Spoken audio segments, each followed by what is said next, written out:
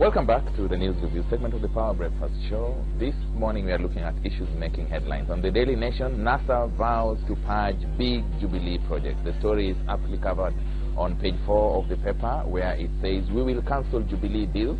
Leaders dismiss plans by President to seek more money for extension of railway line from Naivasha." Now, the National Super Alliance leaders yesterday promised to cancel some multi-billion shillings contracts that were signed by the Jubilee administration and foreign agencies and countries if they win the general election. Mheshimiwa Boni Halwale, here, just be prudent that I start with you so that we get exactly what happened. The best way to explain is to use the announcement by Jubilee yesterday. The president intends to spend 370 billion shillings to move the railway line from Naivasha to Kisumu. From Kisumu to Naivasha is 260 kilometers. The president wants to spend 370. And from Mombasa to Nairobi, the completed phase, it is 609 kilometers. We spend 327 billion. So how could 327 billion complete 609 kilometers, and they are looking for 370 to do a mere 260 kilometers? This is money which they intend to use for either enriching themselves or a war chest for the campaign. Mheshimiwa Matangi, how would you explain that? 327 for 600 kilometers, 370 for 200 kilometers. Fortunately, sometimes when we were socializing with Boni Halwale, he was showing me some photos of some home he has built in Ikolomani, and he was showing me photos of others that he has a home he has in Nairobi. So I know Boni, when he's speaking, that it is just simple political talk, because he knows that he knows that there is a difference between building a house in Ikolomani, the cost of materials there, the terrain, the kind of foundation you lay, and building one in Nairobi. He knows that that difference exists. Secondly, you see, that blanket comparison of the distances is simply neither near here nor there. What one needs to do is to get facts. And you see, when it comes to, since Christopher Columbus attempted to outdo what politicians do best, that is arrive lately and claim all the glory. You have, friends like Halwale and others who want to virtually assume that in every single area they know everything. I'll tell you this. For us to have meaningful, useful dialogue or discourse on issues, when they become technical, it doesn't hurt any politician to seek technical information so that you can make a sound case. I'm a member of the Roads and Transport Committee in Parliament. At first, we in the committee were very curious about the SGR project. So we called all the stakeholders to come and explain how are you doing this project. And I can gladly surrender some of the documents to Senator Halwale and anyone in NASA who thinks that they can use SGR as a case example. It was planned to take 3 phases. In this case, I would request I don't want to go into share a bit with the common one, absolutely, the taxpayer. Absolutely, and for that matter, you see, for example, ask yourself, when NASA goes to the public podium and says that we are going to purge all the projects that Jubilee is doing, because that's the headline. Ask yourself, for example, even this SGR that they're talking about. The story says, it is, just for clarity purposes, yes, the National Super Alliance leaders yesterday promised to cancel some multi-billion shillings contracts. Absolutely. And when you ask the question, Boni straight away dives into SGR. As an example, forgetting that SGR is a Vision 2030 project, which was conceptualized, approved during the time when his main principal, who is now their flag bearer in the presidential run, was the Prime Minister of this country, and when he was instrumental in actually signing and agreeing to this project, all of them. I mean, the road expansion project, all the SGR, all these all are the projects. allocations were signed by him. You see, Charles, government has a policy all the time that once you have a new government coming in, you pick on what was the previous government doing, the signed contract, continue with some. You may actually have the latitude maybe to discontinue others, but there is always that sense of continuity. But the main issue here is, again, I revert back to Archbishop, His Grace, Obukala, that it is the lies that are a problem. Because nobody wants to tell the truth. All of them, Kalonzo Musyoka was the vice president that particular time. Raila Odinga was the prime minister. I mean, those are their key people. They are the ones who penned and signed these projects to continue. How come that now it is immediately fashionable for them to come and tell the public that they will purge the projects now that they're in NASA? Mheshimiwa Kirwa, you're a senior member of NASA. What does this mean? Well, I was part of Vision 2030, but I didn't sign anything about the cost of the rail. That's right. So it is important that we distinguish facts from some kind of conveniences. When you say do 10 kilometers from here towards Ruiru, you are not, and you sign for that, the issue of cost shall be determined by the parameters obtaining at that particular time.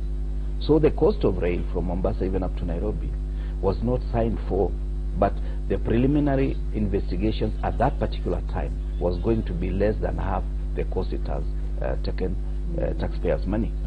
Now, when Mheshimiwa is comparing the cost of the rail from Naivasha to Kisumu and from Mombasa to Nairobi, those are just the facts. You don't need to be an engineer. You don't need to be a QS. Even the public will be asking.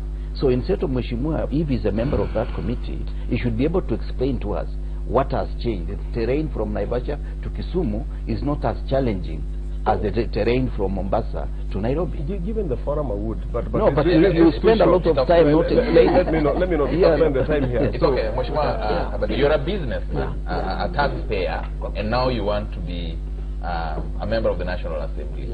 Explain this to the taxpayer. I think we need to understand a number of imperatives. In this country, what is our number one challenge? The number one challenge of this country is production of goods and services. That's the number one. And let's not even talk about government.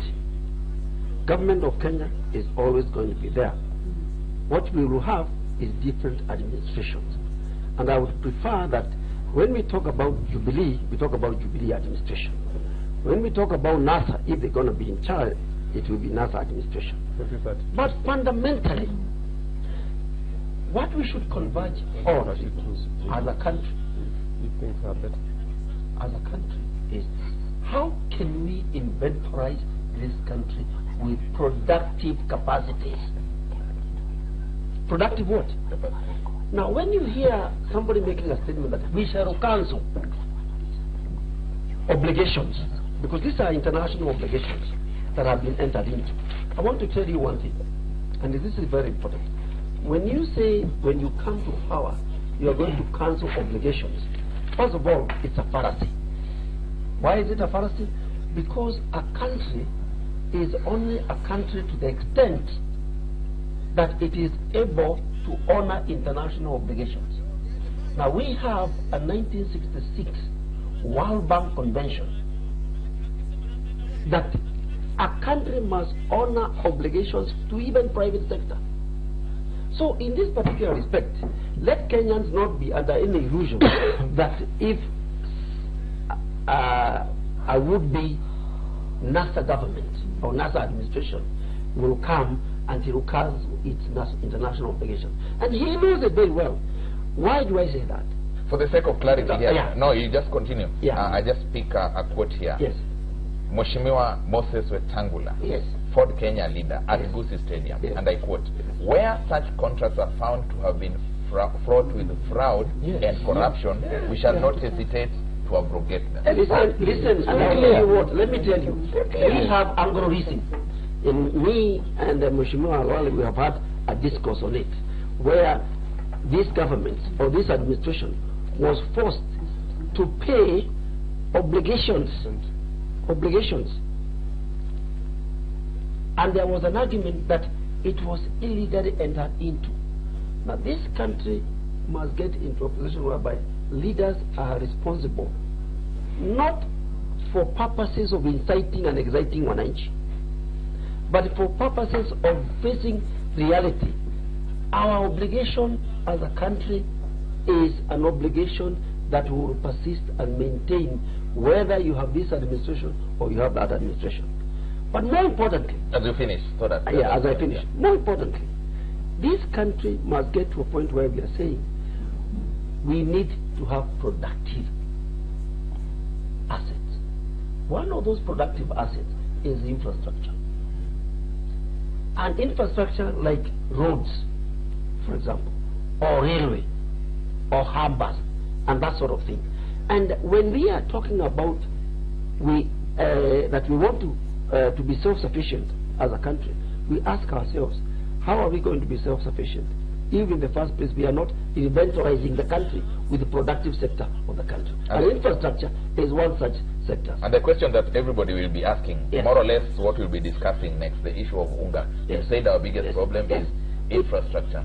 A lack of production of goods and services. Somebody will ask, Yeah. is this a case of the end justifies the means, regardless of how you get the production? No, absolutely not. In fact, it's not the issue.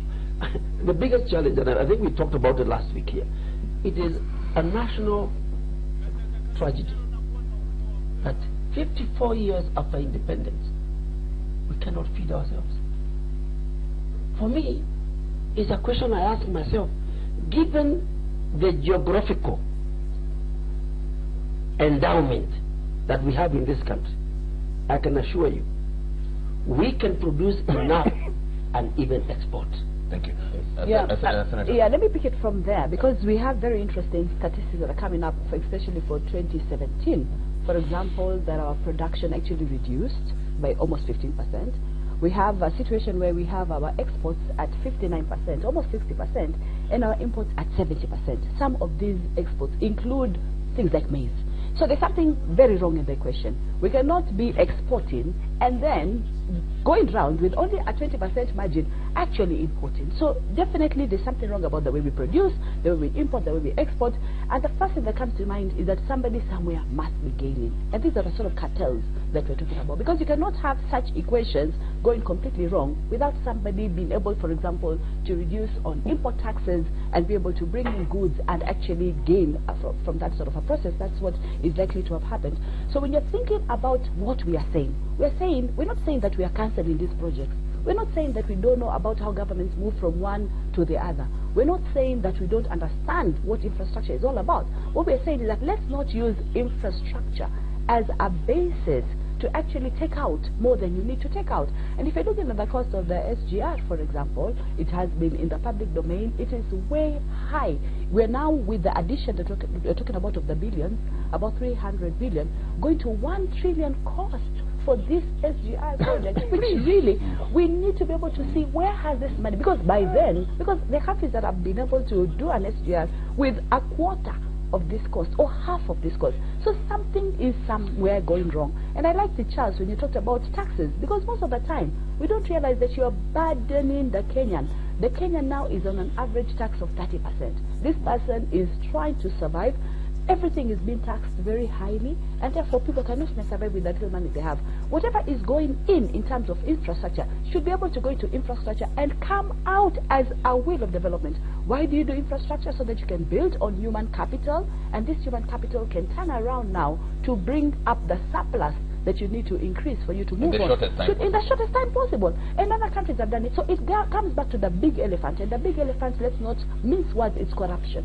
It is corruption, and the perception that sometimes some of these infrastructural projects that are put into place are actually become a minting cow for actually being able to get out more money. I'm happy when Matangi actually gave credit to the people who need to be given this credit, to the past leaders, the Right Honorable Raila Amolo Odinga, for being the pioneers of some of these projects. But they did not envisage. They did not. When he was he did not. For them not beating a retreat. I hope. So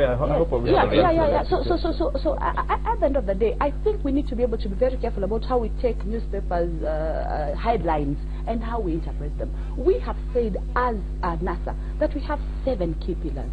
The first key pillar that is very, very critical is inclusivity for this country. The second one is addressing historical injustices. The third one is equity, to ensure that equity really holds in this country. The fourth one is devolution, and putting down into the institutions levels of money that are going to really bring about, because it's all about development. The fifth one is about institutions, and this is where this comes in, that you're going to have institutions of governance that will ensure whatever is put into the kitty, if it is money that is meant to come up with a certain infrastructural project, that after 6 years that road is complete. That after 5 years, we have had an SGR project. When was this to be completed? We're talking about almost at the end of the term. We still don't have this fast train that is actually coming in from Mombasa, at least even into Nairobi. In June, it is due, but so were laptops due, for example. So were 6 million jobs to be created due. So we're talking about a situation where we're putting a lot of investment, but this investment is not coming out. And this is how poverty is created. The fifth pillar, which has to deal with institutions, is very critical. But we move to the sixth, which is social and economic development, which is very, very critical. And then the last, addressing poverty. All this together, look at a paradigm. And really, we're not reinventing the wheel. This is not the first country that is going to be able to move, for example, from a level of underdevelopment to development. Other countries have done it. It's really a question of looking at infrastructure, saying, yes, we need this infrastructure. What do we need to do? We need to build infrastructure. At the same time, we need to create human capital development. Make sure we have people who are educated. Make sure people who are healthy. Make sure we're building this infrastructure. But put this together so that something comes out of it. But we seem to be moving in a cyclic wave of poverty. And this is what we are saying we need to be able to address. So when the NASA leaders are saying this, they're not saying in the context of we just coming to dismantle projects. We're coming to look at these projects, make sure the amount of money that is being put in these projects is actually used in these projects to ensure that these projects can finally bring that human capital and human development component. Fair enough. Mheshimiwa Matangi, as you react to this, before we move to the next issue, yes, are some of these contracts channels or conduits for perpetrating corruption? Well, that question, the first thing I want to deal with is to say to our viewers, because it is important that we give our viewers the truth as it is. You see, one unlevel playing field that is normally created when we get elected into office as politicians is because we happen to presumably enjoy a lot of public goodwill, and people believe mostly that what we say is right. But I want to say mostly to politicians and to our viewers, sometimes listen to what politicians say and take it with a pinch of salt. But more so, the point I made earlier, that it does not necessarily mean that it is wrong or a fault for a politician or politicians to seek information, so that when we comment on technical issues, we can use that information. Now, secondly, I would want to hold my colleagues here from NASA to account on a few things. One, if they want to go that way, I'm sure they would not want to go that way because they know the carcasses in their cabins.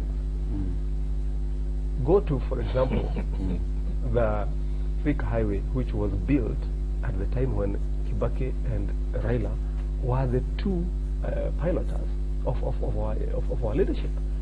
And I just want to challenge them when we come here next time. Look at, for example, how much was that contract awarded at or presumed to cost, and how much variation fell in eventually. I want to challenge them directly, and Charles, take this personally.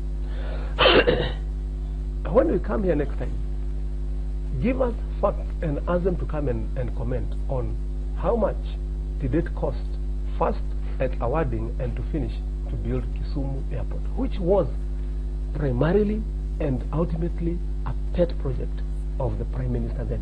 He's the one who led that campaign to ensure that there is a modern airport in Kisumu. How much did it cost? They awarded it at a certain cost. It ballooned and ballooned. I'm a member of that committee, I told you, in transport and infrastructure. So I know what I'm talking about. So you see, the problem we have is this double speak. When it's convenient for politicians to make some blanket statements and say, look at how much it is costing. And the first thing I would want to ask my colleagues to do, my friends, I would say so, in NASA, friends, of course, with an underline. Because to stress the friends. Yes, because I'll tell you why. Because we have to distinguish that. Because ideologically we happen to see things differently.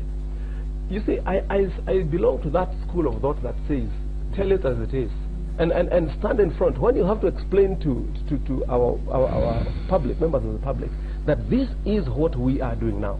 For this reason and this reason, this is why we have done this. I mean, go there as a politician and say it. And this gentleman and lady have said very well, and I think it was Kiro who was making the point, that ultimately, maybe one day they could find themselves in government. I use the word maybe. Maybe. But I use the word maybe because there's a lot you have to change to get there. But my point is this. My point is this. You don't know when you are about to lose. You're going to get your chance to respond. But let me tell you why I use the word maybe. Maybe I use the word maybe because you see, once you see a ship sailing, you only need to determine the direction that ship is going when you look at how the set of the sail is set. You cannot set it eastwards and then you expect that it will flow. No, it will sail northwards. Their ship, this ship that is called NASA, as they've called it, they have set their set of the sail to head to nowhere. And I'll tell you why. Because if even as basically as lying to members of the public that this is the office that we are going to create for so and so. And remember when these guys got us to the streets to agitate that we want to Okoa Kenya.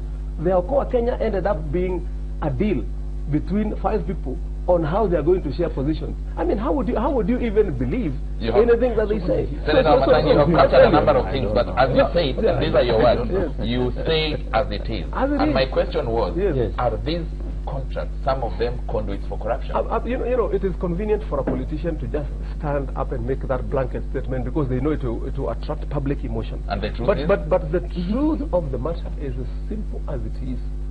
In the course of executing a project, the law on public procurement, which is a law that we have passed in Parliament, allows legally that there's a provision for variation of a contract. Do you know why the law allows that for variation of a contract? Because it is common knowledge, it is known the world over for 6,500 years when this world has been in existence, that you can start building a bridge here, and by the time you finish, there are changes in prices of cement, there is a change in the weather, there is a change on that. That is why the law allows that. This is a debate we can have. But when we want to argue, when we want to make an argument, Charles, just like we're in a political rally, and that's the difference that we must make. When we come to a platform like this, we are informing the people of Kenya so that they know where we are. As leaders, not necessarily as NASA and Jubilee, but as leaders. We are all elected. But when we go to political platforms, then that time the brouhaha. Fair enough. Looks like this debate is a debate that will go on and on and on. And given that it was just ignited yesterday in Kisii during the NASA rally, we are yet to see more and more contributions from politicians, from the elite, from the technocrats and all the rest. But we cannot finish without talking about unga. First, there was a shortage. But you asked a question. You asked a question about corruption. He's the only one who has spoken on it. It's important. It's important that we don't use those many words to respond to your question. The answer is he actually did not answer my question. Yes, he said. I said there is when no they come in a forum like this. No, the answer to your question is yes, they do. At the time we were building the SGR from Mombasa to Nairobi, the same was being done in Morocco and in Ethiopia. They spent between 200 and 240 billion, both in Morocco and in Ethiopia. In Kenya, we spent 327 billion. The point is this, and Wamatangi, be a patriot. The international average cost of construction of a standard gauge rail line is approximately $3 million for a distance per kilometer. Per kilometer. Okay. That's the average international. You know, I'll tell you one thing, and I have information on this. I can be able to share, but I'll not go into it.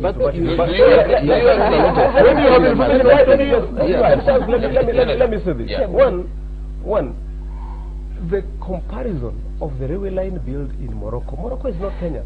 Ethiopia is not Kenya. Two, the comparison of the type, from analyze the word type of railway. You know, these guys just go and say, oh, in Morocco there is an SGR. I have been to that SGR myself, to the railway line. I know and I have seen. Let me tell you. If you make an argument, Charles, one minute. Let me inform you. This is what I want you to respond to. Yes. He has said the international average cost. Do you agree? He has no idea. I'll tell you why. Can I conclude the idea I don't have? I'll tell you why. It was not an idea. It was in Morocco, what they have built is a railway line to transport passengers between Casablanca and a place they call Rabat. Yeah, there's an extension of it. I've been there, but there is a passenger. We are transporting cargo from Mombasa. Ours has got to be a higher capacity. I said to Bonnie in another forum, our capacity in the ports, and these documents are available online for any Kenyan to read. Our capacity in our port is over 30 million tons. In Morocco is about 7 million tons. In Ethiopia is about 10 million tons. So the size, the type of railway that we are building is a different one. But we have to say to our people the truth. But I'll tell you, even the very mention, even the very mention of the word standard. Standard is a standard gauge rail line, which when you bring a wagon, it doesn't matter whether you buy it from Germany or you buy it from China. It is my friend, what you're wearing is a standard suit. Learn to listen to me. If you're wearing a standard suit, you will be illuminated. I promise you. I will illuminate you with knowledge. No. But I want to ask you a simple question. If you're wearing a standard suit now, are you saying that standard suit must cost? No. The variation should be Gentlemen and ladies, let's have some order here. Let's have some order here. In reference to the suit, standard simply means it's standard clothing. It can cover naked. So the average cost of a material that covers naked. It is a designer, whether it is not double. The critical thing is there are some things that we as Kenyans must be oblivious as to what political persuasion we come from. For example, when you talk about a railway line, does that matter? When he starts talking, you know where he's going. Does that matter? No, just and you know where he's coming. Well, you can't read my mind. My concern is, and I'm being very honest, my concern is this. When we are addressing political exigencies, we must always be mindful about the economic reality. And the economic reality is what really affects the Kenyans. And as a country, first and foremost, I am not privy to the technical visibility of the railway line from Naivasha to Kisumu, the standard gauge railway. So I cannot even argue about that. But what I want to say is this: we don't have a capacity as a country to transport our goods and services. There is only one thing I can tell you, and I'm sure this distinguished lady and gentlemen have been to Morocco. You know Morocco is very flat. Morocco is so flat. When you compare it with Kenya, you are talking about totally different terrain. So the cost is justifiable? No, I don't know whether it's justifiable. What I'm trying to say is, let's compare an apple and apple. And not an apple and orange. Yeah, because if we do that, then we make a very serious. But we can still compare them to the extent that they are both fruits. And Ethiopia. How about Ethiopia? No, just a minute. Yeah. See, topography of Ethiopia is more challenging than ours. In Kenya. Yeah. There you are. I don't know. Okay, give him time. I just picked Morocco myself. Right? And conveniently so. No. We can even pick Ethiopia. It doesn't matter which you pick. Yeah. What we want to do is this, is ask ourselves, we are talking about 200 kilometers of equal terrain. What does that cost? Does it cost? I'll give you an example. In construction of a house, if you want to do a basement, you may be just neighbors, but one basement, there is a rock. To dig that rock, in order for you to create a basement, it will cost you 5 to 10 times what your next door neighbor is costing. And that's why feasibility studies are most important when you are talking about informed and knowledgeable argument. But if you are just going to talk generally, that's a layperson discussion. Mheshimiwa Kabage, I will ask you what I asked Senator Maumana. Yes. Some of these contracts, are they conduits for corruption? It's possible. Who can argue against that? Thank you. I rest my case. We need to move on. First, it was the case of hunger, poverty. People were on the verge of dying. Kenyans, the current administration had vowed when it came in that no Kenyan will die of hunger. Then came the prices of unga, the basic staple food for most average Kenyans. And then the issue about how soon it came, how fast it came, how was it procured, and everything else. My director tells me I have just about 6 minutes, and so I want to give each of you a minute to talk about this. And I'll start with you. Yeah, the case I would want to make, one is let it be known. For example, let me use the case where you want to go and take out an insurance policy. If you want to take out an insurance policy, most insurance companies will not insure you against a natural calamity. Some have started. You say, I mean, how do you know when a flood will come? How do you know when an earthquake will strike? That has been the basic thinking earlier on. Now, I want to say to our viewers this morning that the story trying to be built around this question, which has been a big problem at the heart of our own citizens, because our citizens were almost starving. And what was required is an immediate solution to make sure that there is food on the table, not the politics. And once, remember what we beamed here a few 2 weeks ago on television, you know, empty shelves in supermarket. Kenyans, there was a man who was photographed with a pile of chapatis. You know, chapatis is not the staple food for Kenyans. And we were going down that way. We were responding to the effects of a prolonged drought that is a natural calamity. Now, when it comes to how do we deal with that problem, I want to summarize my point this way.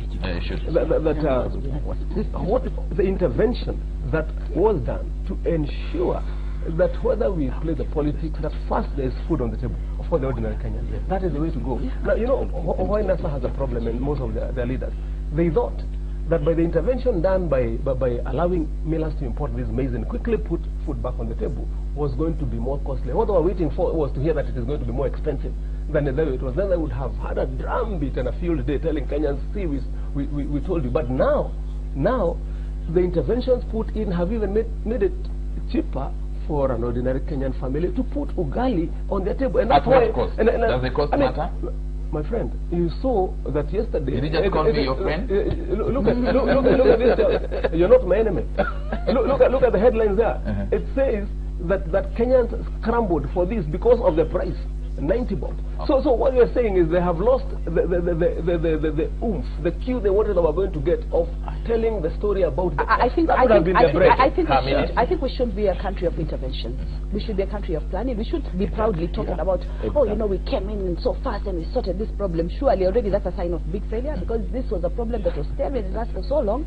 And again, when we're going to talk about interventions, what other interventions are we putting into place now that we're left with a few months before this regime ends on unemployment that hasn't been addressed, for example, on those same laptops that hasn't been addressed, on the double digit that is missing? I would have wanted now to see, since we are in quick mode, some of these interventions coming in. Earlier on when we talked about that, you know, NASA is going nowhere, whatever they're talking about is hot air. Well, this is what they are planning, and at least this is what they're projecting. We have a regime that has projected, has been given a chance to enact, and has not enacted, and is going into this quick intervention mode. For the final bit, when Kenyans are able to get food, that is okay, because it's a crisis. But we should not talk about a situation where we're talking about drought or it's a natural calamity. It is not. We have countries like Israel that are on drought mode all the time, but they're able to produce. So I think it's about governance. It's about governance, it's about planning, it's about what you do, it's about what you put out on the table. It's not about, you shouldn't play politics with it at the end of the day. And it's a question of also openness, because again, even the way the maize came was full of intrigue, coming from Mexico, coming from South Africa, coming from Durban, coming from millers, ship ready.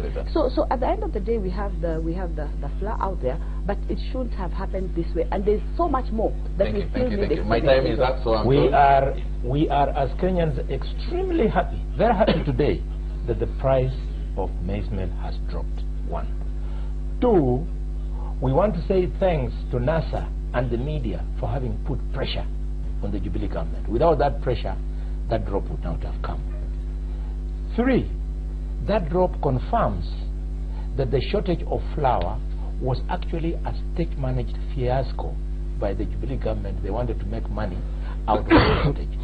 And finally, the CS Bet, who pronounced all the things he did, including going to receive maize from cost, maize by a private miller, maize that did not belong to the government, he should actually quit. Finally, Jubilee, instead of managing the situation through working on Galana Kulalu and producing more maize after Parliament gave them 15 billion, they chose to manage by crisis in doing what they did. Thank you very much, Mheshimiwa Kirwa and Mheshimiwa Kabage. Very quickly, because I'm told we'll be off air. Yeah. Well, I think, you know, this is a big story that I would have wanted us to give slightly more time.